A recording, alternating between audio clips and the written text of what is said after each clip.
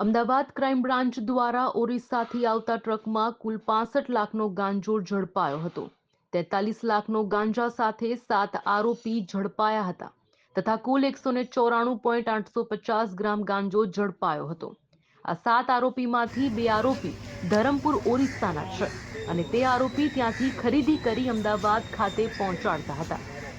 સાથે અન્ય 2 જણા ડ્રાઈવર ક્લીનર તરીકે કામ કરી રહ્યા હતા। 64,46,850 નો કુલ મુદ્દા માલ ઝડપાયો હતો, જે કુલ 7 આરોપીઓ પાસેથી ઝડપાયો હતો।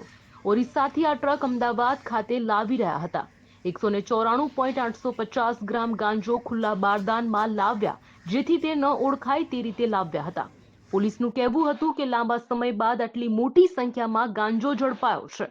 આ માલ Krish industrial Vatva GIDC godown ખાતે ઉતારવાના હતા।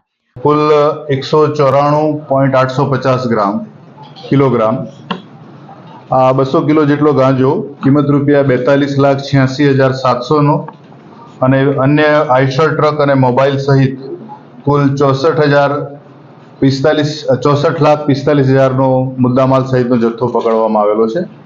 આ જે ગાંજાનો 200 કિલો જેટલા ગાંજાનો જથ્થો જે પકડાયો છે એ જથ્થા સાથે સ્થળ પરથી જ કુલ 7 આરોપીઓની ધરપકડ કરવામાં આવેલી છે।